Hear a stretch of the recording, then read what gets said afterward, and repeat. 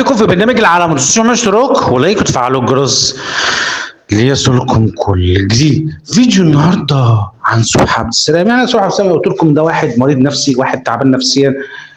دايما طبعا دايما واحد مش طبيعي خالص. بيقول كلام منتهى التعصب والفتنه في المصريه، هو منبع للتعصب والفتنه في المصريه. طبعا هو شخص كاره وحاقد وغلاوي جدا تجاه النادي الاهلي. لا، عمل له مرض نفسي وعمل له تعب نفسي وعمل له عقده نفسيه بجد يعني. فطبعا هو بيحب يسير الجدل بكلام منتهى التعصب والفتنه، وبيحب الترند واللقطه. طبعا صبحي عبد السلام طبعا هو بيقول كلام بشع عن النادي، كلامه غير محترم عن النادي، كلامه بينم عن التعصب والفتنه في الرياضه المصريه. طبعا هو بيقول كلام كله كذب وافتراءات عن النادي، بيقول حاجات اصلا مش موجوده على ارض الواقع، بيقول حاجات اصلا من وحي خياله. واضح الاهلي عمل له مرض نفسي وعمل له تعب نفسي وعمل له عقده نفسيه بجد يعني. طبعا صبحي عبد السلام طبعا هو ب 100 وش متناول، ما عندوش شخصيه اصلا، ما عندوش مبدا في حياته، فتلسه منافق ومدلس وكذاب، وان هو بيكره وبيغل وبيحقد. والشر من رابطه تجاه النادي الاهلي عمل له مشكله وعمل له عقده من سنين، لان هو بيكره وبيغل تجاه نادي الاهلي.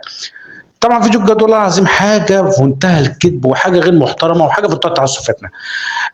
تعالوا معايا كده. التجديد امام عاشور، عشان كده لما اتكلم النادي الاهلي امبارح واول امبارح مع امام عاشور على التجديد، الراجل كان له شرط مهم جدا. يعني امام عاشور مش هيجدد. واقع الامر ان امام عاشور اعطى مهله للنادي الاهلي، انا عايز راتب مش زي بقى زيزو وتريزيجيه زي ما كان بيقول، اعلى من زيزو وتريزيجيه واي لاعب في الفريق. يعني الراجل حضرتك تحضر له كده عقود الفريق بالكامل عشان يبص فيها ويحط لنفسه الرقم اللي هو عايزه، اعلى من كل الموجودين.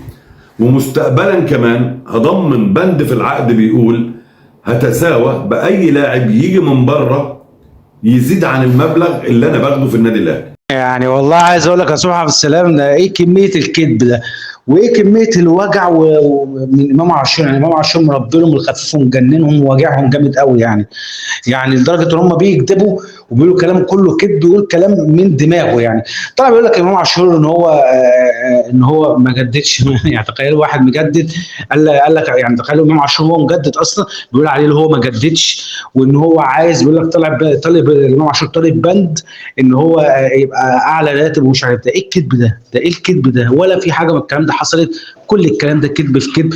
طبعا عشان هو بيقول كلام الامام عاشور مجننه ومضايقه، ومش هو لوحده، في ناس ثانيه مضايق. يعني امام عاشور بيضايق يعني طبعا بيضايق اي حد وبيجنن اي حد كتير، وزيزو برضه نفس الكلام، بيضايق اي حد وبيجنن اي حد، ومربينهم الخفيف يعني. فطبعا صبحي عبد السلام طبعا هو قلت لكم هو بيحب يسير الجدل بكلام هو تعصب فتنه، وبيحب الترند واللقطه. طبعا صبحي عبد السلام طبعا هو كاره للنادي الاهلي وحاقد على النادي الاهلي. صبحي عبد السلام اعرف حجمك قبل ما تتكلم عن النادي الاهلي. استنوني في حلقه بكره من برنامج العالمي. السلام عليكم.